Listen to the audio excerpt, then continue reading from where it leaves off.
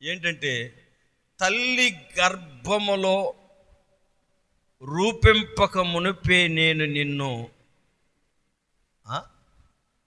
చెప్పరే ప్రతిష్ఠించాను. ఎందుకు అంటే జనములకు ప్రవక్తగా. సరేనండి, జనములకి ప్రవక్తగా నిన్ను ప్రతిష్ఠించాను. ఇక నువ్వు పెళ్ళిళ్ళు పేరంటాలు చెప్పాలి, ఇక ఇళ్ళు వాకిళ్ళు అది ఇది అనుకుంటావేమో. స్తోత్రం కలుగును గాక. మా ఓడు అంటుంటాడు, ఆ పెళ్ళి అన్నది మాత్రం నా జోలికి తేబాకండి అమ్మ అంటుంటాడు. స్తోత్రం కలుగును గాక. ఎవరు ఎజ్రా అంటుంటాడు అప్పుడప్పుడు, అసలు ఆ ప్రస్తాపనే నాకు తేవద్దు. దేవునికి స్తోత్రం. నేను అనుకుంటా ఏమో ప్రవక్తగా ఏమైనా నియమించాడా జనములకి.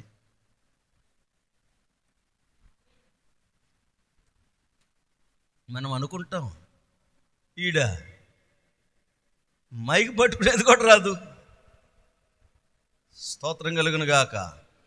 ఆయన ఒక్క క్షణంలో అలా మారుస్తాడు. ఒక క్షణం నాకు అదే గుర్తు వస్తుంది. ఒక్క క్షణమే దేవుడు మార్చబోతున్నాడు. ఎందుకో దేవుడు పదే పదే గుర్తు చేస్తున్నాడంటే ఖచ్చితంగా వచ్చే ఇదే కృపాసనం దగ్గర మనము సాక్షులమై నిలబడబోతున్నాం. హల్లెలూయా. దేవుడు నియమించాడు. ఇక దేవుడు మాట్లాడడం ప్రారంభించాడు. ఎవరితో? అందరికి నోటిడి అయిపోవాలి. ఎవరితో చెప్పాలి? కొంచెం గట్టిగా చెప్పాలి. మీరు చెప్పండి, ఏం పేరు చెప్పాను? వీళ్ళు మీరు చెప్పండి, ఏం పేరు చెప్పాను? గట్టిగా చెప్పండి. ఇంకొంచెం ఇంకొంచెం ఇంకొంచెం ఇంకొంచెం. అది ఎవరో పద్యం రాచారు, అనగనగా రాగమతి ఇల్లు సుండు తినగ తినగవేము తీయనుండు. ఏ పనిని సాధనము చేస్తే ఆ పని మనకు చక్కగా అవలంబింపబడును. హల్లెలూయా. అదే అది వెనకది సాధనము పనులోన సమకూర ధరలోన అంటే అదే నేను చెప్పింది. ఏ పని మనం సాధనం చేస్తామో అది మనకు అవలంబింపబడుతుంది. అందుకని మీ చేత ఇర్మియా ప్రియులారా గమనించండి. ఇర్మియా నియమింపబడ్డాడు, దేవుడు ప్రతిష్ఠించాడు, దేవుడు మాట్లాడడం ప్రారంభించాడు. ఇక దేవుడే మనిషితో మాట్లాడుతూ ప్రారంభిస్తే ఆ మనిషి ఇక భూమి మీద నిలస్తాడా? మీరు చెప్పండి. హల్లెలూయా. హలో, నేను మీ చంద్రబాబు నాయుడు మాట్లాడుతున్నాను. మీ గౌరవ ముఖ్యమంత్రిని. ఆయన గురించి ఆయన అట్టా చెప్పుకుంటుంటాడు. అప్పుడప్పుడు వస్తే మీకు ఫోన్లు. మీరు ఏ జిల్లాకు సంబంధించిన వారు, ఏ పార్లమెంటుకి సంబంధించిన వారు, చెప్పండి అసెంబ్లీకి సంబంధించిన వారు, ఏ మున్సిపాలిటీకి సంబంధించిన వారు, ఏ గ్రామ పంచాయతీకి సంబంధించిన వారు, ఏ మండలానికి సంబంధించిన వారు, మీకు మా ప్రభుత్వం అభివృద్ధి అమ్మఒడి తల్లి వందనం, ఇక 1500, ఇక అల్లాయి ఇల్లాయి వచ్చేయా, అన్నీ బాగున్నాయా ఈ ప్రభుత్వం యొక్క పరిస్థితులు అంటగానే ఇక కనపడ్డ వాళ్ళకి ఈరోజు చంద్రబాబు నాయుడు నాకు ఫోన్ చేశాడంట. స్తోత్రం కలుగును గాక. చెప్తా, ఈ కంప్యూటర్లో ఆయన స్వరాన్ని ఫీడ్ చేసి అవును మీకు అందిస్తారు. నాకు కూడా ఒకసారి వచ్చింది ఆ ఫోను, అందుకని చెప్తున్నాను. ఇక దేవుని స్వరం విన్నవాడు ఎలా ఉంటాడు? భూమి మీద నిలుస్తాడా? పాపం కుర్రోడు కదా, యవనస్తుడు కదా. దేవుడు మాట్లాడంగానే ఏం చేశాడంటే రాజుగాడికి వెళ్ళాడు. రాజా, ఏమైందిరా? ఈ దేశాన్ని నువ్వు రాజయ్యావు, ఈ దేశానికి అరిష్టం పట్టింది, దరిద్రం పట్టింది. ఇదిగో శత్రువు రాజైన నెబుకద్నెజర్ మన దేశం మీదకి వచ్చి మన దేశాన్ని పాడుదిబ్బగా చేసేస్తాడట, మన దేశాన్ని నాశనం చేసేస్తాడట. నీ పరిపాలన సరిగా లేదని దేవుడు నాతో చెప్పాడు అన్నాడు. ఏం చేస్తాడు? రాజు కాడికి వెళ్ళి అలా చెప్తే రాజు గమ్ముగా ఉంటాడా? ఏం చేశాడు? కాళ్ళు చేతులు గట్టి 4 పెరికి ఒక బావిలో దోసేసాడు. స్తోత్రం, హల్లెలూయా. ఆ బావిలో పడి ఏడుస్తూ ఉన్నాడు.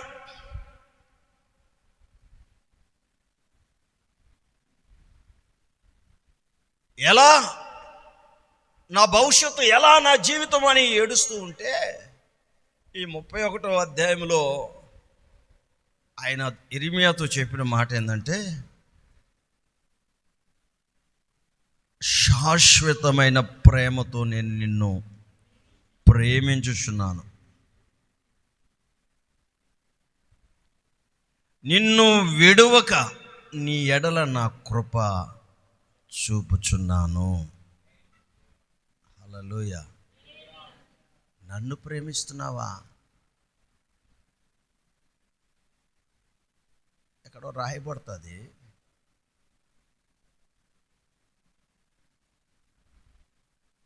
మనము ఆయనను ప్రేమించలేదట. యోహాను మొదటి పత్రిక 4వ అధ్యాయంలో ఉంటుంది. మనము ఆయనను ప్రేమించలేదట, ఆయనే మనలని. ఉందా లేదా? దీనమ్మా, యోహాను మొదటి పత్రిక 4వ అధ్యాయంలో ఉంటుంది.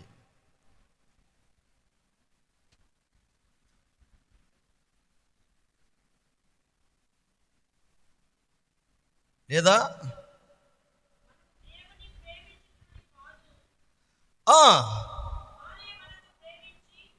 తానే మనల్ని ప్రేమించి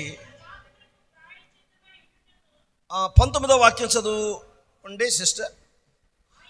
ఆయనే మొదట మనల్ని ప్రేమించెను గనుక. అది ఫస్ట్ ఎవరు ప్రేమిస్తున్నారు చెప్పాలి? దేవుడే ప్రేమిస్తున్నాడు. ఎట ప్రేమించాడో తెలుసా మీకు? హల్లెలూయా. ఎలా ప్రేమించాడో చెప్పనా?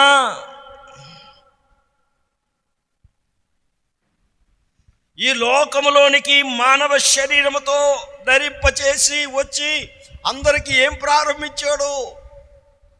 పరలోక రాజ్యము, దేవుని రాజ్యము సమీపించున్నది కనుక మీరు మారు మనసు పొంది స్వార్థ నమ్మండి. తాగితే గుండెలు చెడిపోతాయి, గుండె చెడిపోద్ది, లివర్ చెడిపోద్ది. మంచిగా చెప్పాడు ఎండ్లా. ఇప్పుడు ఇంకా వీళ్ళకి ఎలా చేయాలి అని రోగులందరినీ స్వస్థపరుస్తూ ఉన్నాడు. అరే, ఇందాక మంచి మాటలు చెప్పాడు, ఇప్పుడేమో బాగు చేస్తున్నాడు. ఎలా? ఉచితంగా ఉచితంగా ఉచితంగా. స్తోత్రం. తర్వాత ఏం చేస్తున్నాడు అంటే, అప్పటికే వెళ్ళా చివరికి ఏం చేశాడంటే తను తాను చనిపోయాడు. హల్లెలూయా. అప్పుడు గాంధీ చాలామంది ఆయన మీద ఎలా ప్రేమించాడు అంటే, లాస్ట్కి ఆయన మన మీద చూపిన ప్రేమ ఎలాంటిదంటే తన ప్రాణము ఇచ్చడానికి కూడా సంకోచించల. మనం ఏమిస్తాం? నీ కూతురు 10 రూపాయలు అడిగిందంటే 5 రూపాయలు ఇస్తావు. మారాం చేస్తే ఆ 5 కూడా ఇచ్చేటప్పుడు లాగి ఒకటే సావు నీ సావు.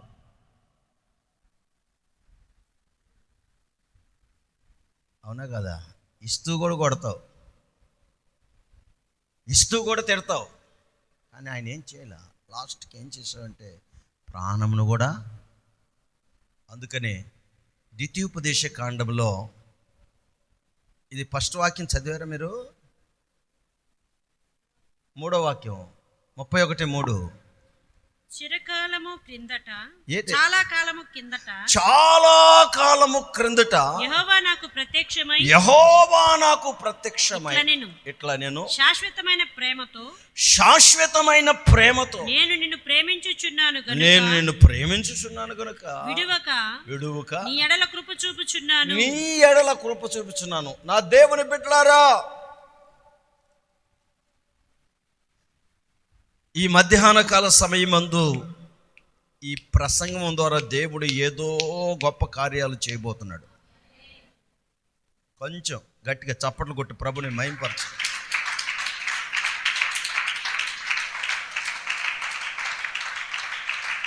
నేను మీ మధ్యలో నిలవబడుతున్న ఈ ప్రవచనాత్మకమైన ప్రకటన భారీ సందేహాలకు దేవుడు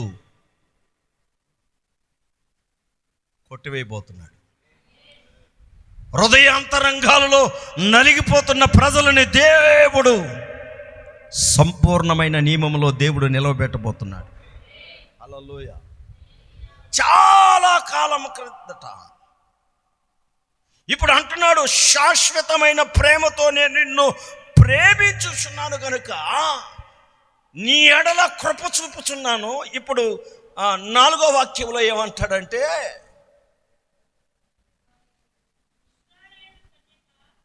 నీ బైబిల్లో చదువు, మళ్ళీ అట్టెందుకు పోయావు, మైక్లో చదువు, మళ్ళీ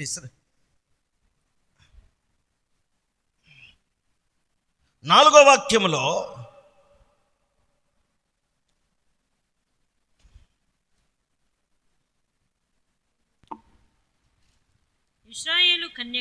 ఇశ్రాయేలు కన్యక నీవు కట్టబడినట్లు. కన్యక అంటే కన్యక అంటే పవిత్రురాలు. ఇశ్రాయేలు నువ్వు పరిశుద్ధుడివి. ఇశ్రాయేలు నా కొరకు నువ్వు ప్రతిష్ఠింపబడిన దానివి. నీవు కట్టబడినట్లా నేనిక మీదట నిన్ను కట్టింతును. నీవు మరలా తంబురలను వాయింతువు. నువ్వు తిరిగి ఏం చేయబోతున్నావంటే తంబురలను వాయింతువు. సంబరము పడు వారి నాట్యములలో నీవు కలుసుకోబోతున్నావు. హల్లెలూయా, హల్లెలూయా. నేను ఈ దినము ఈ వాక్యం చెప్తే సరిపోదు మీకు, అంతే. హల్లెలూయా. ఇక నన్ను పట్టుకున్న మాటలు ఏంటంటే, ఈ 3వ వాక్యము, హల్లెలూయా, 11వ వాక్యము, హల్లెలూయా, ఇక 22వ వాక్యం. ఈ 3 వాక్యాలను గురించి చెప్పాలనుకున్నా. స్తోత్రం కలుగును గాక. చెప్పచ్చు, దేవుని మేబీ ఈరోజుకి దేవుడు ఏమి మనకు సిద్ధపరిచాడు. కన్యక ఎవరిని పిలుస్తున్నాడు? ఇశ్రాయేలు ప్రజలని పిలిచాడంటే వాళ్ళు అలా లేకపోతే పిలుస్తాడా? దైవజనుడు పరిశుద్ధులకి శుభం అన్నాడు. పరిశుద్ధులు కాకపోతే పిలుస్తారా? ఏమండి, అపరిశుద్ధులను కూడా కలిపేసి మీరు పరిశుద్ధులు అంటాడా? దేవుడు వ్యంగ్యంగా మాట్లాడతాడా? సేవకులు వ్యంగ్యంగా మాట్లాడతారా? నో, ఉన్నదే మాట్లాడతారు. స్తోత్రం. ఇప్పుడు మీకు చెప్పేదంటే, ప్రేమిస్తున్నాడంటే ఎందుకు ప్రేమిస్తున్నాడు? ముందు ఆయనే మనల్ని ప్రేమించాడు. మనం ఆయన్ని బాగా గమనించండి. మనం బాగలేనప్పుడు ముందు ఆయన ప్రేమ చూపించి బాగుపడితేనే కదా ఇప్పుడు మనం నా ప్రభువు, అవునా కదా? హల్లెలూయా. అంతేనా కదా? నీకేం మేలు చేయకపోతే ఈరోజు దేవుని మందిరంలో ఉంటావా? ఆదివారం వచ్చి కానుకిస్తావా? జీతం రాగానే దశంభాగం ఇస్తావా? ముందు ఎవరి చేత ప్రేమించబడ్డావు, తర్వాత ఇప్పుడు దేవుని ప్రేమిస్తున్నావు. కారణం ఏంటంటే, దేవుడు తనని ప్రేమించిన వారిని అందరినీ ఏం చేస్తున్నట్టే ఆస్తికర్తలుగా. మీకు నువ్వు ఆదివారం ప్యాంట్ వేసుకురావాలి, పేతురన్న తెల్ల ప్యాంటు తెల్ల చొక్క, లేకపోతే ఇంకో 2 జతలు నీకు తీస్తాను నేను. హల్లెలూయా. ఇప్పుడు నీకు తీర్చే సామర్థ్యం నాకు కాదు, నాకు తీర్చే సామర్థ్యంలోకి దేవుడు ఆయన లేపాడు. స్తోత్రం చెప్పండి. హల్లెలూయా, హల్లెలూయా. మొన్న ఒకటి నాకు కనపడ్డాడు, అన్నను చెప్పి పైకి ఇట్రా నిలబడు. లైవే లేదా? ఏమే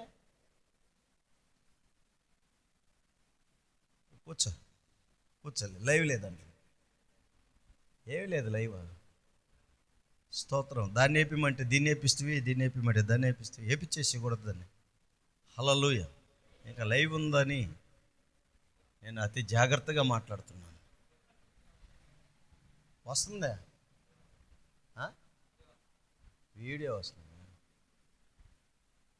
దేవునికి మహిమ కలుగును గాక. అంతా జిమ్మిక్లు మ్యాజిక్లు ఉన్నట్టుండే. దేవునికి స్తోత్రం కలుగును గాక. హల్లెలూయా. వినండి, పర్లేదు. ఇప్పుడు అంటే సంఘం అంటే మీకు అందరికీ తెలుసు కాబట్టి లైవ్ అయితే కొంచెం ఇంకొంతమంది వింటారని లేపాను. ఇటీవల నాకు సహోదరుడు కనపడి ఆయన అన్నమాట ఏంటంటే, ఆ సహోదరుడు, నేను ఇంటర్మీడియట్ దాకా చదివాను, నేను ఒక మంచి ఉద్యోగం చేయాలని ఆశ అన్నాడు. ఏం ఉద్యోగం అన్నాడు. నాకేం పెద్ద ఆశ లేదు, ఇంటర్మీడియట్ 4 సార్లు రాశాను, ఫెయిల్ అయ్యాను. మా డాడీ ఊరికే జాబ్కి వెళ్ళు అంటాడు, నా ఎడ్యుకేషన్కి నా స్టడీకి తగిన జాబ్ నాకు దొరకట్లేదు అన్నాడు. ఏంటి నీ జాబు నీ స్టడీ అంటే, నాకేం పెద్ద అవసరం లేదన్నా, ఒక ఆఫీస్లోకి వెళ్ళి కూర్చొని ఆ కంప్యూటర్ కాడ లెక్కలు వచ్చాయంటే లెక్కలు రావంట. సరే కంప్యూటర్ ఆపరేటింగ్ వచ్చంటే అది కూడా రాదంట. కూర్చొని ఫోన్లు వస్తుంటే ఫోన్లు ఎత్తి ఫోన్లు తీసి ఒక 30,000 జీతం ఇస్తే సరిపోద్ది నాకు, ఎక్కువ వద్దు. ఎంత? 30,000. స్తోత్రం కలుగును గాక. నేను చెప్పా, ఒకవేళ నీకు చదువు లేకపోవచ్చు, ఆ సామర్థ్యం లేకపోవచ్చు, దేవుని యందు నువ్వు ఆనుకో, దేవుడిని నా సామర్థ్యంలోనికి. హల్లెలూయా. ఇప్పుడు నేను ఆ అన్నని ఎందుకు చెప్పానంటే, పేతురన్ని, హల్లెలూయా, వీడియో వస్తుంది కదా, తర్వాత నేను అప్లోడ్ చేస్తాను, చూద్దురు మీ మ్యాజిక్లన్నీ. హల్లెలూయా. స్తోత్రం. లేయన్నా లే. ఎందుకంటే సంఘంలో నుంచి ఇలాంటి సాక్ష్యము బయటికి వెళ్ళాలి. ఆదివారం సాక్ష్యాలు ఏం చేస్తున్నారంటే, సాక్ష్యాలు కూడా తీసిండి లైవ్ సరిపోద్ది.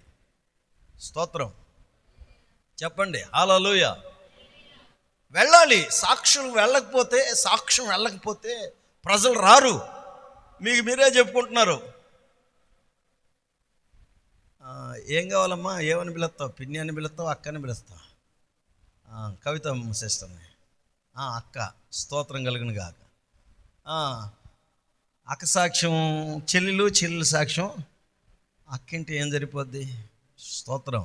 సాక్ష్యం సమాజంలో కూడా వెళ్ళాలి. ఇప్పుడు చెప్తున్నాను ప్రియులారా, ఈయన ఉన్నాడు. ఈ ప్రాంతంలోకి మేము వచ్చినప్పుడు వీళ్ళు బామ్మర్ది చర్చికి వచ్చేవాడు. వీళ్ళు బామ్మర్దే కదయ్యా, బామ్మర్దే. స్తోత్రం కలుగును గాక. ఆయన ఒక చికెన్ కొట్లకి పనికి వెళ్ళి ఆ పని మధ్యలో ఆ వచ్చిన డబ్బుల్లో కొంత బిస్కెట్లు, ఏజన మొదలు గుర్తుందా, తీసుకొచ్చేవాడు. స్తోత్రం కలుగును గాక. ఈయన ఏం చేసేవాడంటే, ఒక దేవుణ్ణి ఎరగని ఒక అన్యజనుడుగా భయంకరమైన పరిస్థితి. అయితే ఈయన దేవుణ్ణి నమ్ముకున్నాడు, యేసు ప్రభుని నమ్ముకున్నాడు. నమ్ముకున్న తర్వాత కొన్ని ఆటుపోట్లు వచ్చాయి. లాస్ట్కి ఆరోగ్యం కూడా ఇబ్బంది అయిపోయింది. అయితే దేవుడు ఈయన్ని స్వస్థపరిచాడు. వాస్తవం చెప్పాలంటే, ఎంతవరకు చదువుకున్నావు పేతురన్న నువ్వు? ఈయన పేరు మామూలుగా తుపాకుల పోతయ్య. స్తోత్రం. ఏ పాకులు? కరివేపాకులు కాదు. హల్లెలూయా. అయితే ప్రభువు నమ్మిన తర్వాత బాప్తిస్మం ఇస్తూ పోతయ్య అని పెట్టాను. పోతయ్యని పేతురు అని పెట్టాను. చదువుకోలే. హల్లెలూయా. అయితే ఆశ్చర్యమైన సంగతి ఏంటంటే, దేవుడు ఈయనకి ఒక ఉద్యోగం ఇచ్చాడు. దేవునికి స్తోత్రం. చదువుకోని వారికి కూడా దేవుడు ఉద్యోగాలు ఇస్తాడు. విషయం చెప్పనా చెప్పమంటారు వద్దా? ఏం పని చేయకుండా కాలు మీద కాలు వేసుకొని కుర్చీలో కూర్చోన్నా నెలకి 14 16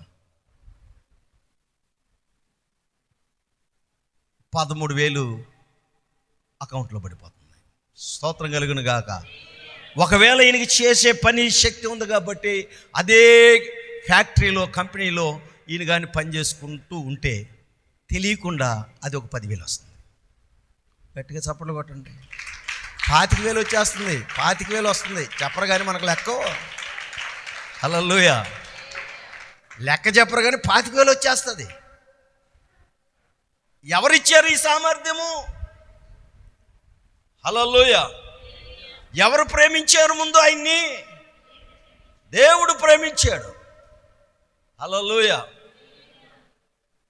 అందుకని దేవుణ్ణి ప్రేమించడం వాళ్ళు. హల్లెలూయా. నేను ఒకసారి వాళ్ళ ఇంటికి వెళ్ళాను. ఏ సార్ మొహం అటు పెట్టున్నావు అన్నాడు. ఏం లేదులే పేతురన్నా అన్న. చెప్పు ఏందో ఫేస్ అలా పెట్టినావు, మాకు చెప్పకపోతే ఎవరు చెప్తావు సార్ నువ్వా అన్నాడు. హల్లెలూయా. ఏముందిలేనా, మనం చర్చి కడతా ఉన్నాం, వాటికి ఇటుకి అంటే హల్లెలూయా. రేపు ఆదివారం వచ్చి నేను కనపడతాను అన్నాడు. నిజంగానే కనపడ్డాడు. తీసుకొచ్చి 10,000 రూపాయలు కానుక పెట్టేసి, వాస్తవంగా ఆ కారుకి ఈఎంఐ కట్టలా. నేను ఆలోచన చేస్తాను, నా మొహంలో కారణం ఏంటి, ఎందుకు ఇచ్చాడు ఆయన? నేను మేధావునైనా, తెలివిగల్లా ఉన్నాను. ఆయన మీద దేవుడు మా హృదయంలో ఉంచిన ప్రేమ, ఆయన మీద మేము చూపించిన ప్రేమ, దేవుని ప్రేమ ముందు ఆయన్ని ఆకర్షించింది కనుక ఆ ప్రేమ తిరిగి ఇచ్చాడు. హల్లెలూయా. అర్థమైందా? మేము ఇస్తే చెప్పలేదని చూడబోగమ్మ భారతమ్మ. హల్లెలూయా. ఎప్పుడో ఒకసారి చెప్తా నీ గురించి కూడా. స్తోత్రం. ఇప్పుడు నేను చెప్తున్న విషయం ఏంటంటే ద్వితీయోపదేశకాండము 7వ అధ్యాయము 6వ వాక్యం నుంచి చదివితే కొన్ని విషయాలు. నీవు నీ దేవుడైన యెహోవాకు ప్రతిష్ఠిత జనము నీ దేవుడైన యెహోవా భూమి మీదున్న సమస్త జనముల కంటే నిన్ను ఎక్కువగా ఎంచి నిన్ను తనకు స్వకీయ జనముగా ఏర్పరచుకొనెను. మీరు సర్వ జనముల కంటే విస్తార జనమని యెహోవా మిమ్మల్ని ప్రేమించి మిమ్మును ఏర్పరచుకొనలేదు. హల్లెలూయా. బాగా వినండి నోటు. మీరు ఈ భూమి మీద ఏదో గొప్ప జనమని, పెద్ద రాజులమని, పెద్ద పెద్ద పదవులు అనుభవించామని, రాజకీయ బలమని, లేదంటే మంది బలమని, మార్బలమని కాదు మిమ్మల్ని ప్రేమించడం. ముందుగానే 6వ అధ్యాయంలో చెప్పాడు, మీరు యెహోవాకు ప్రతిష్ఠిత జనము. ఆమేన్. చేతులు పైకెత్తి ఆమేన్ అనండి. మనమంతా ఎలాంటి జనము? ప్రతిష్ఠిత జనం. మనం ప్రతిష్ఠించబడ్డాం. పాపపు కోపములో అల్లుకోపోయి ఇదిగో భయంకరమైనటువంటి వ్యసనాలలో కృంగిపోయిన మనము వాటిని త్యజించి, దేశించి, విడిచిపెట్టి ఇప్పుడు మనకి ఎట్ట కనపడతారంటే, ఎవరైనా ఆ పాపపు అనుభవంలో ఉంటే మనకి ఎలా ఉంటారంటే, ఛీ వీళ్ళు బ్రతుకు అంటాం. కానీ ఒకప్పుడు మనం ఆ బ్రతుకులో ఉన్న వాళ్ళమే. నా మట్టుకు నేను అతి చిన్న వయసులో పాడైపోయాను. హల్లెలూయా. అతి చిన్న వయసులో పాడైపోయాను. ఇప్పుడు ఎందుకు మనల్ని ప్రేమిస్తున్నాడంటే, మనము దేవునికి ఎలాంటి వారమంటే ప్రతిష్ఠిత జనం. దేవుని కొరకు ఖచ్చితంగా వీడు చేయగలడు అన్నవాడిని దేవుడు ప్రేమిస్తాడు. దేవుని కొరకు, నా కొరకు వీడి వల్ల ఈ ఉపయోగం ఉంది అనుకుంటేనే దర్శిస్తాడు. అందుకనే పెద్దల దగ్గరికి వెళ్ళి ఈ మార్గమున నడుచుచున్న వారిని బెదిరించుటకును తర్వాత చంపుటకును అధికార పత్రికలు పొందాడట. ఎవరు చెప్పాలి? మీరు ఎవరు? అలా రాస్తుంది, మీరు కావాల్సింటే మరలా చదవలేదు, చూడండి 9వ అధ్యాయం. ఈ మార్గమును అనుసరించు వారిని బెదిరించుటకును ఉందా లేదా?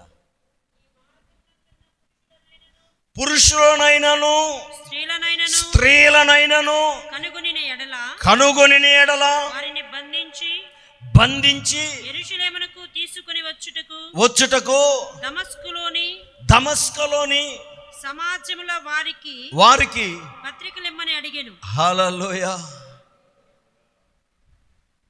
అయితే విషయం ఏం తెలుసా? బెదిరించుటకును హత్య చేయుటకు. అది కూడా ఉంది. బెదిరించుటకును హత్య చేయుటకును పత్రికలు పొందారు. వాళ్ళని చంపడమే నా ధ్యేయం. గుర్రం ఎక్కాడు, పోతా ఉన్నాడు. హల్లెలూయా. గుర్రం ఎక్కాడు, వెళ్తా ఉన్నాడు. హఠాత్తుగా దమస్కు అన్న ప్రాంతంలోనికి వచ్చే లోపల ఒక మెరుపు మెరిచి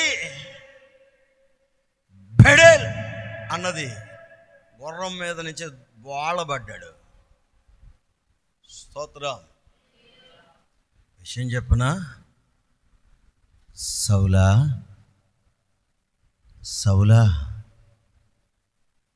నన్నేల నీవు హింసించుచున్నావు అనగానే ఏమంటున్నాడు? ప్రభువా మీరెవరు? నేనా? నీవు హింసించుచున్నావే ఆ నజరేయుడైన యేసుని. యేసు ప్రభుని హింసించడానికి యేసు ప్రభు ఆడున్నాడు చెప్పండి. చనిపోయి తిరిగి లేచి సింహాసనమందు తండ్రి యొద్ద ఉన్నాడు. ప్రభు అంటున్నా, నన్నేలా హింసించుచున్నావు? పడడానికి పడ్డాడు యేసయ్య. సౌలు అనగానే గుర్తుపట్టేశాడు. ప్రభువా మీరెవరు? స్తోత్రం కలుగును గాక. యేసు ప్రభుని హింసించాడా? అందుకని అంటాడు, మిమ్ములని ముట్టినవాడు నా కనుగుడ్డుని ముట్టినట్లుగా ఫీల్ అవుతాను. నీకు ప్రమాదం రానివ్వను, నీకు అవమానము జరగనివ్వను, నిన్ను నిందల పాలు కానివ్వను. నీ కొరకు నేను ఏదో ఒక కార్యం చేస్తాను. స్తోత్రం. ఇప్పుడు ఆ ఊర్లో ఒక పాస్టర్ ఉన్నాడు. ఆ పాస్టర్ చేసే పని ఏంటంటే తినడం, చెప్పండి, తిరగడం కాదు. ఆయన పని ఏంటంటే తినడం, మోకాళ్ళేసి ప్రార్థించడం. మోకాళ్ళేసి ప్రార్థిస్తున్నాడు. అయ్యా, దమస్కు మీదకు కూడా సౌలు అనే దుర్మార్గుడు, ఆ దుష్టుడు ఈ ప్రాంతానికి వస్తున్నాడట. ఇక్కడ ఎవరి మీద దాడులు జరగకూడదు, ఎవరు కూలిపోకూడదు, ఎవరు నశించిపోకూడదు. నువ్వు కాపాడు కాపాడు కాపాడు కాపాడు అని ప్రార్థిస్తుంటే దేవుడు అననీయా అన్నాడు. పరిగెత్తుకుంటూ పోయి తలుపులు తీశాడు. తలుపు తీస్తే ఎవరున్నారు చెప్పండి? స్తోత్రం. పడిపోయినోడేమో, చంపడానికి వచ్చినోడు పడిపోవడగానే సౌలా అనగానే ప్రభువా మీరు ఎవరు అని అడుక్కుంటున్నాడు. ఈయనేమో ఎత్తుక్కుంటున్నాడు. భక్తి చూడు ఎలా గీపిందో. ఇప్పుడు అంటాడు, ఏమి లేదు. మరలా రెండోసారి మాట్లాడితే, ఏం లేదు, నీ కాడికి ఒకరిని పంపిస్తున్నాను. హల్లెలూయా. వాడి కోసం నువ్వు ప్రార్థన చేయి. వాడు గుడ్డోడిగా ఉన్నాడు, కళ్ళు కనపడతాయి, వాడికి బాప్తిస్మి అంటే, ప్రభువా ఆయన పేరు ఒకసారి చెప్పవా అన్నాడు. అదే ఎవరు? తార్సు వాడైనా సౌలు. ఇక ఈయన అంటాడు, అయ్య బాబు నీకు ఒక దండం, ఈ పాస్టర్ ఉద్యోగానికి ఒక దండం. నేను ఆడి మీద తల మీద చేయి పెట్టి ప్రార్థిస్తున్నప్పుడే వరలో నుంచి కత్తి తీసి, చెప్పండి, అబ్నేరుని పొడిచినట్టు పొడిచేస్తాడు. అర్థమైందా? యోబు ఏం చేశాడు? వంగినట్లే వంగి అబ్నేరుని పొడిచేశాడుగా. అలా పొడిచేస్తాడు. అస్సలు ఆడికి మాత్రం నేను ప్రార్థన చేయను. దేవుడు అంటాడు 15వ అధ్యాయంలో, అతడు, చదవండి 15వ వాక్యం, అందుకు ప్రభువు నీవు వెళ్ళుము అన్యజనుల ఎదుటను రాజుల ఎదుటను ఇశ్రాయేలీల ఎదుటను నా నామము భరించుటకు హల్లెలూయా హల్లెలూయా హల్లెలూయా. ఇతడు అన్యజనులకును అలాగే రాజులకును అలాగే అధికారులకును నేను ఇతడిని ఎలా చేశాను అంటే, నేను ఏర్పరుచుకున్న ఒక సాధనం. హల్లెలూయా. ఎవరట? ఒక గొప్ప సాధనం. అంటే ఒక వెపన్. ఇక ఆ ఆయుధానికి వ్యతిరేకముగా ఏది చెప్పాలి, నిలవబడదు. దేవునికి స్తోత్రం. హల్లెలూయా. అందుకని ఐగుప్తులోనికి 105వ కీర్తనలో దైవజనుడు రాస్తాడు, 105వ కీర్తన 24, 25లో 25, 26 వాక్యాల్లో రాస్తాడు, వారు తన ప్రజలను పగచేయునట్లు తన సేవకుల ఎడల కుయుక్తిగా నడుచునట్లును ఆయన వారి హృదయములను త్రిప్పాను. ఆయన తన సేవకుడైన మోషేను తాను ఏర్పరచుకుని అహరోనును పంపాను. ఎక్కడికి పంపాడు? ఐగుప్తులోనికి పంపాడు. స్తోత్రం. అందరిని పంపలా. మోషే కంటే ముందు భక్తులు లేరా? చెప్పరే, భక్తులు లేకపోతే ప్రార్థన ఎందుకు చేస్తారు? ప్రార్థన చేసే వాళ్ళని ఏమంటారు చెప్పండి? దాన ధర్మాలు చేసే వాళ్ళని ధర్మకర్తలు అంటారు. ప్రార్థన చేసే వాళ్ళని ఏమంటారు? భక్తులు.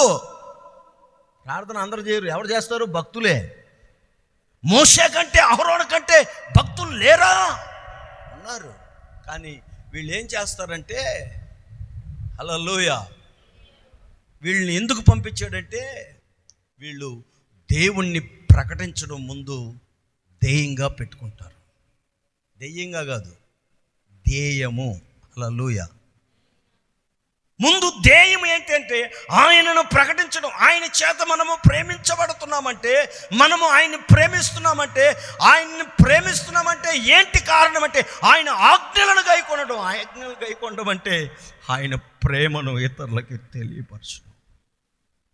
పాపం మోషే ఇత్రో దగ్గర ఆ గేదెలు మేపి, పశువులు మేపి, గాడిదలు మేపి కాళ్ళంతా అరిగిపోయి, చీపులంతా అరిగిపోయి భయంకరమైన వేదన పడి ఐగుప్తులోకి వెళ్ళి దేవుని పక్షముగా నిలవబడి మహత్కార్యాలు చేశాడు. అయితే విషయం ఏంటంటే, మామకి వినబడ్డాది. ఏ మామకి? మోషే మామకి. పిల్లనిచ్చిన మామ, బానిసగా చేసుకున్న మామ. అర్థమైపోయింది, నా అల్లుడు పెద్ద పదవి వచ్చేసింది. అల్లుడికి పెద్ద పదవి వస్తే మామకి పండగే పండగ. హల్లెలూయా. మామకి పండగే పండగ. స్తోత్రం. హల్లెలూయా. వచ్చి, అల్లుడు ఎంత గొప్పోడుగా ఎదిగిపోయావు, ఒక నాయకుడిగా ఎదిగిపోయావు, ఇంతమంది ప్రజలకి నువ్వు నాయకుడు అంటే ఓ వండర్ఫుల్ అని చెప్తుంటే అల్లుడు మామని ఆడకి తీసుకెళ్ళిపోయాడంటే ఒక రూమ్లోకి తీసుకెళ్ళిపోయాడు. అల్లుడు కొట్టడానికి కాదులే, ఆడికి తీసుకెళ్ళాడు. స్తోత్రం, హల్లెలూయా. మామను కొట్టడానికి కాదు అల్లుడు తీసుకెళ్ళింది. స్తోత్రం. మరొకసారి చెప్పండి, హల్లెలూయా. ఓ రూమ్లోకి తీసుకెళ్ళాడు. రూమ్లోకి తీసుకెళ్ళి అక్కడ మామతో చెప్తున్నాడు. ఏమని చెప్తున్నాడు? 7వ వాక్యం నుంచి 18వ అధ్యాయం నిర్గమకాండం. మోషే తన మామను ఎదుర్కొనబోయి వందనము చేసి అతన్ని ముద్దు పెట్టుకొనెను. వారు ఒకరి క్షేమము ఒకరు తెలుసుకుని గుడారంలోనికి వచ్చి యెహోవా ఏం చెప్తున్నాడు? వీళ్ళందరినీ స్టడీ చేయడానికి నేను ఎంత కష్టపడ్డానో తెలుసా? రాత్రి పగళ్ళు అన్నం తినలేదు, ఉపవాసాలు ఉండేను, ప్రార్థనలు చేశాను, అది చేశాను, ఇది చేశానని చెప్పట్లే. ఎవరిని గురించి చెప్తున్నాడు? యెహోవా ఇశ్రాయేలీల కొరకు ఫరోకును ఐగుప్తులకు చేసిన దంతయు త్రోవలో తమకు వచ్చిన కష్టము యావత్తును, ఆ కష్టములో యెహోవా మమ్మల్ని ఎలా విడిపించాడో సంగతంతయు తన మామతో వివరించి చెప్పెను. యెహోవా ఐగుప్తుల చేతుల నుండి విడిపించి మేలంతటిని గుర్తి ఇత్రో సంతోషించెను. మరియు ఇత్రో ఐగుప్తుల చేతుల నుండి ఫరో చేతుల నుండి మిమ్మల్ని విడిపించి ఐగుప్తుల చేతి క్రింద నుండి ఈ ప్రజలను విడిపించిన యెహోవా స్తుతింపబడునుగాక. హల్లెలూయా. అంతటితో ఆగలేదు. ఐగుప్తులు గర్వించి ఇశ్రాయేలు మీద చేసిన దౌర్జన్యమును బట్టి ఆయన చేసిన దానిని చూసి యెహోవా సమస్త దేవతల కంటే గొప్పవాడని ఇప్పుడు నాకు తెలిసేనని నువ్వు గట్టిగా చప్పట్లు కొట్టి ప్రభువుని కనపరుచుంది. హల్లెలూయా. చాలామంది సువార్త చెప్పాలి, సువార్త చెప్పాలి, సువార్త చెప్పాలని మైకులో ఒకటి ఆటో కట్టుకొని రండే రండే రండని రమ్మనుచున్నాడు. ఇంకా అని పాడుకుంటూ పోతారు. దానిని మేమేదో స్వార్థ చేసేమన్నటువంటి మనం కూడా ఆయా ప్రాంతాలకు వెళ్ళి అక్కడ ఒక మీటింగ్ ఎట్టి ఓ పాటలు పాడేసి సంగీతాలతో వాక్యములతో వదరగొట్టి వచ్చేస్తాం. స్తోత్రం. నిజమైన సువార్త ఎలా అంటే మనము మన దేవుని గురించి చెప్పటమే కాదు, మనము చెప్పిన మాటలో ఉన్న ఆంతర్యము సత్యము వారు గ్రహించాలి. ఐగుప్తులకి దేవుడు చేసింది కాదు. శ్రావణ కుమారి, దేవుడు నీకేం చేశాడో చెప్పాలి. నాకు ఏం చేయలేదు, నీకే ఏం చేయకపోతే నాకేం చేస్తాడు? అర్థమైందా? అసలు నీకు దేవుడు ఏం చేశాడో స్తోత్రం నువ్వు చెప్పాలి. హల్లెలూయా. బోండాలు తిని ఇడ్లీలు తిని నిద్రపోతే కుదరదు. స్తోత్రం. నీకు చేసిన మేలును గురించి ఒక్కరికన్నా వెళ్ళి చెప్పాలి. మోషే దగ్గరకు మామ వచ్చాడు. ఏం చెప్పాడు? మామా, అబ్బా వీళ్ళందరినీ స్టడీ చేసే తలకి నేను ఎంత తలకి ఉడుకో ఇంటికి ఊడిపోయినాయి. మోషే గారు కూడా ఊడిపోయినాయి నాకులాగా. స్తోత్రం. హల్లెలూయా. ఏదో ఉంటాయి. నీవు చేసిన మేలులు దరరారే.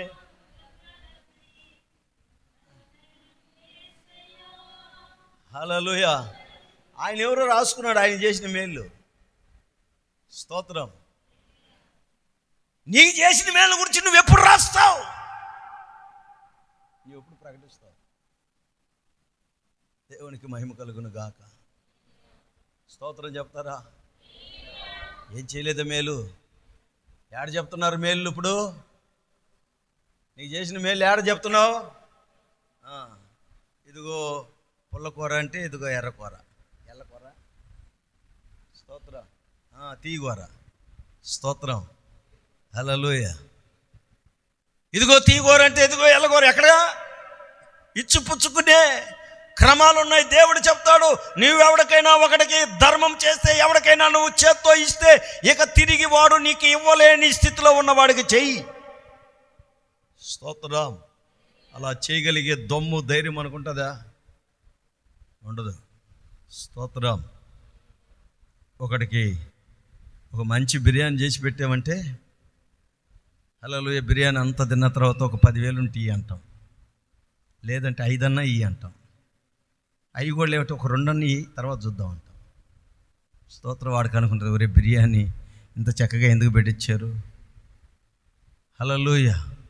ఆ బిర్యానీకి 1000 రూపాయలు ఖర్చు ఏమిటో, వాడి కాడ 2,000 ఉంటాయి, 2,000 బాకీ అవుతావు. ఆడిని అప్పు అడిగేదానికి 1000 రూపాయలకి బిర్యానీ ఖర్చు పెట్టకపోతే 1000 రూపాయలే అప్పు అవుతావు. జాగ్రత్త. నిన్న మొన్న ఒక పాస్టర్ గారు ఫోన్ చేసి, అప్పు చేయడం కూడా పలే పాపం అండి అంటున్నాడు.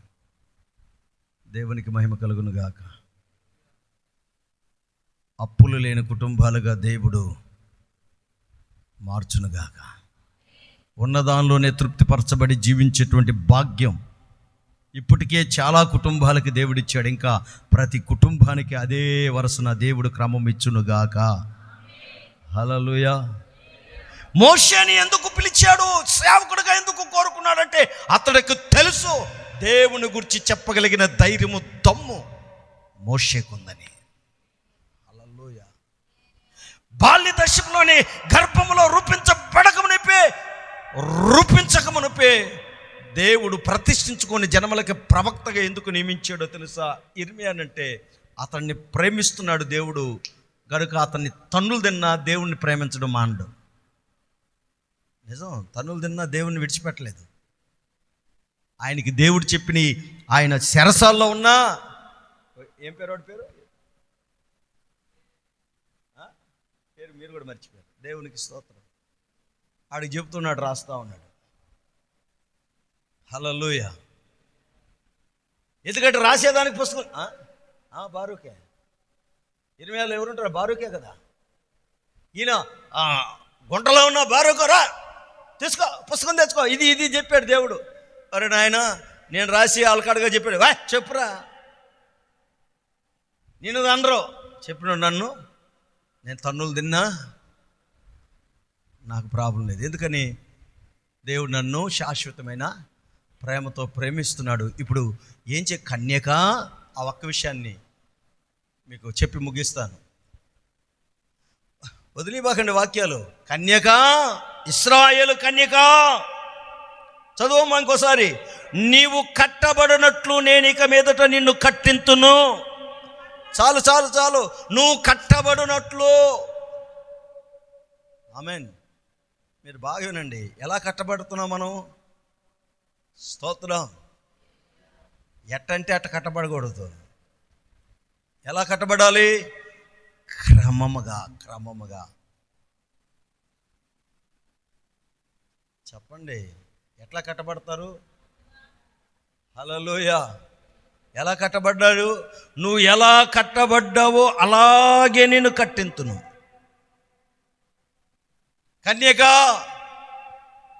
కన్యక పురుషునికి ఎలా కట్టబడుతుంది?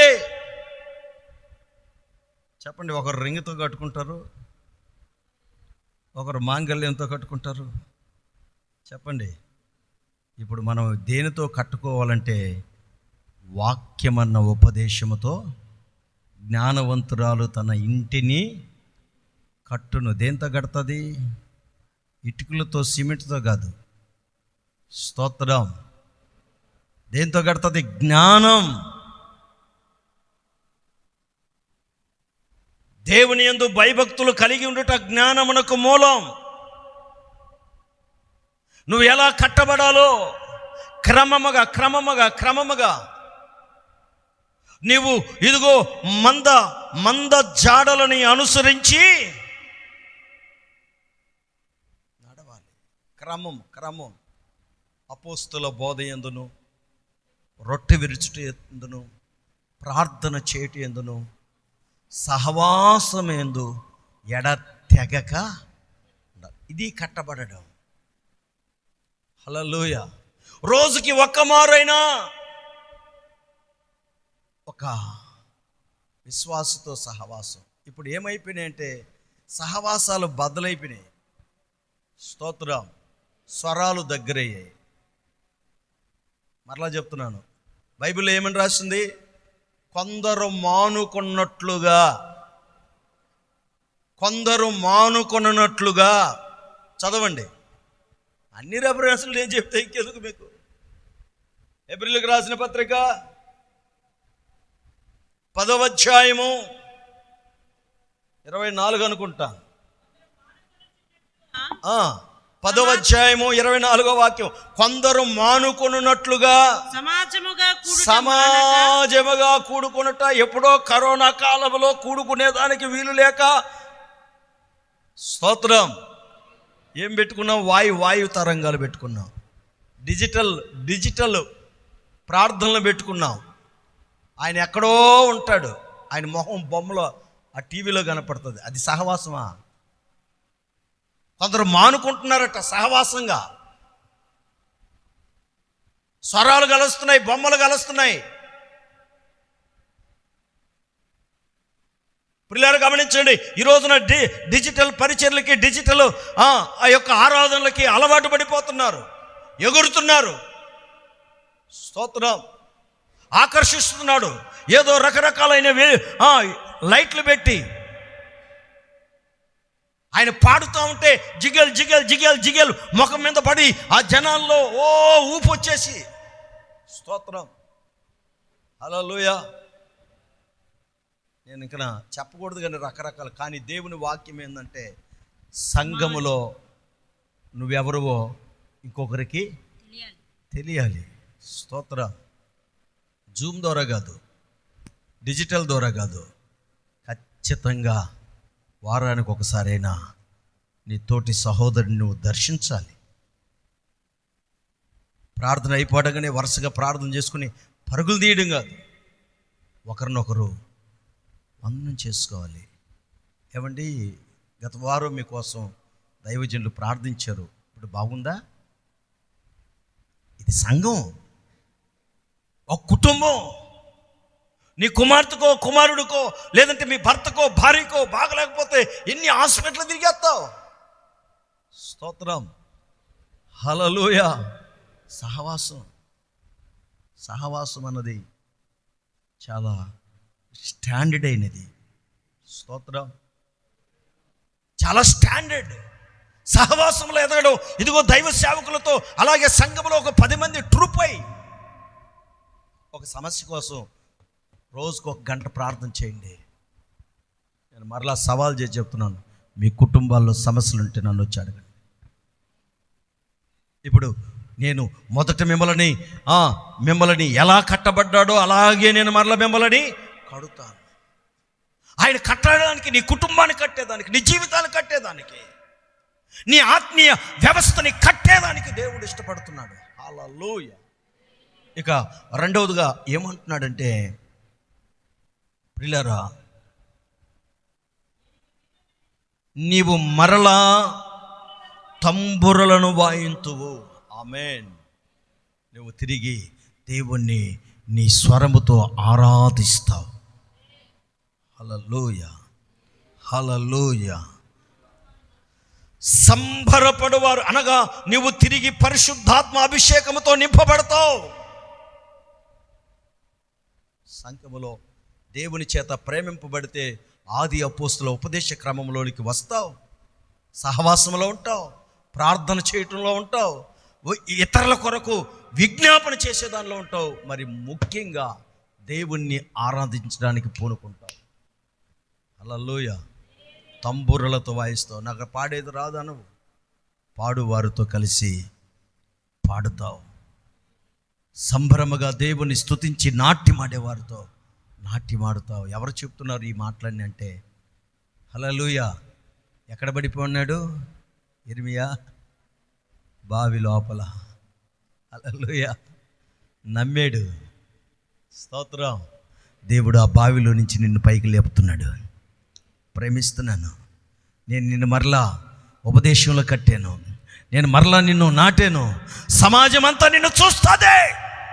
నువ్వు తిరిగి దేవుణ్ణి నన్ను ఆరాధిస్తావు. సమాజంతో కూడి నన్ను గణపరచబోతున్నావు, నన్ను మహింపరచబడుతున్నావు. షాబా తురాబా రాబా హల్లెలూయా హల్లెలూయా.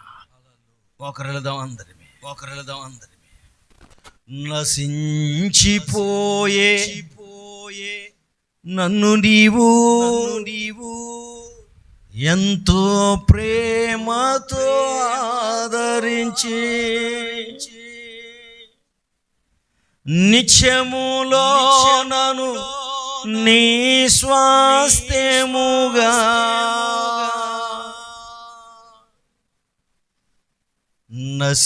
నశించిపోయే నన్ను నీవు ఎంతో ప్రేమతో ఆదరించి నశించిపోయే నన్ను నీవు ఎంతో ప్రేమతో ఆదరించి నిత్యములో నన్ను నీ స్వాస్థ్యముగా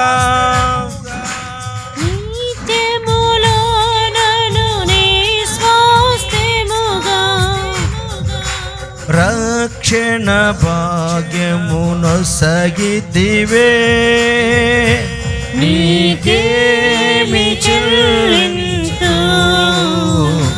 నా ప్రాణమార్పింతు నీకేమి చెల్లింతు నా ప్రాణమార్పింతు ఎడబాయని నీ కృపలో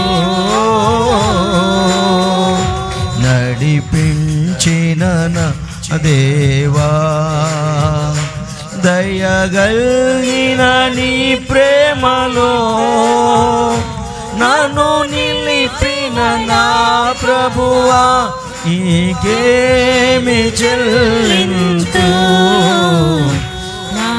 ఆమేన్.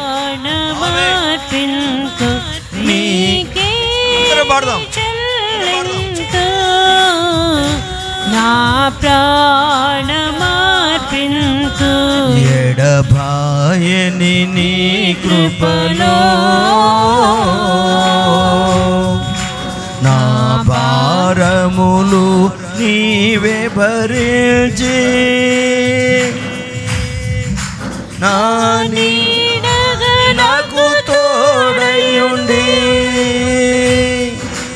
నా భారములు నీవే భరించి నా నీడగా నాకు తోడయుండి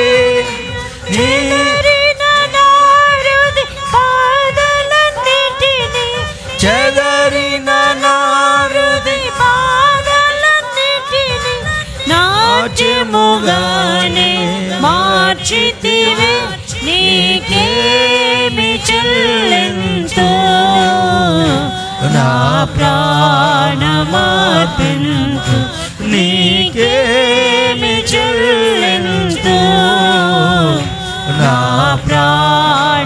ప్రాణమార్పింతు నీకేమి చెల్లింతు నీకేమి చెల్లింతు నా ప్రాణమార్పింతు నీకేమి చెల్లింతు నా ప్రాణమార్పింతు నీకేమి చెల్లింతు నా ప్రాణమార్పింతు నీకేమి చెల్లింతు నా ప్రాణమార్పింతు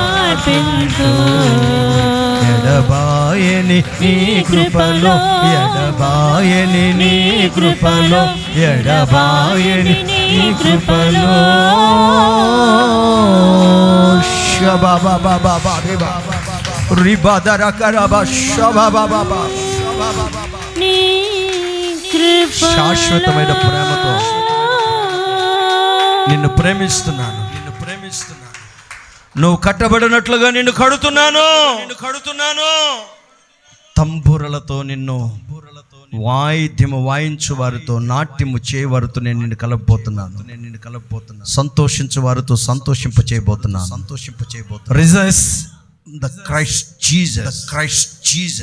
Again to rejoice of Jesus Christ. ఆనందించబోతున్నావు, క్రీస్తునందు ఆనందించబోతున్నావు. నేను ఒక గొప్ప సాక్షిగా దేవుడు నిలవబోతున్నాడు. ఒక గొప్ప తరుణాన్ని దేవుడు నీ ద్వారా ప్రారంభించబోతున్నాడు. హల్లెలూయా. ఒక కొత్త పిలుపు నీకు రాబోతుంది. ఒక ఎన్నడూ నడవని ఒక మార్గదర్శకమైన అనుభవాలలో దేవుడు నడవబోతున్నాడు. Jeremiah, you don't fear. భయపడకు. ఇదిగో నేను నిన్ను ప్రేమిస్తున్నాను. నిన్ను విడువను. నిన్ను ప్రేమిస్తున్నాను. సర్వశక్తిమంతుడా, ఎందుకో ఈనాటి ఈ ఉపదేశం ప్రజలలో కార్యరూపము జరిగించబడుతుందని నమ్ముతున్నాను. ఇది హద్దులు దాటునుగాక. ఈ ప్రసంగము దేశాలు దాటునుగాక. అనేక మంది బలహీనులను బలపరచునుగాక. క్రీస్తునందు కట్టబడునుగాక, నాటునుగాక. తిరిగి నాట్యము చేయవారితో, ఇదిగో తంబురలు వాయించవారితో, ఇదిగో నిలుపునుగాక.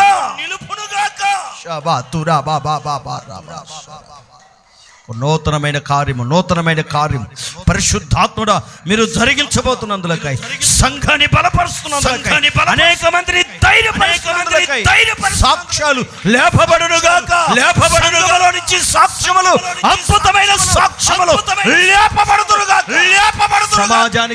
సమాజానికి సాక్షులై ఉందురుగాక.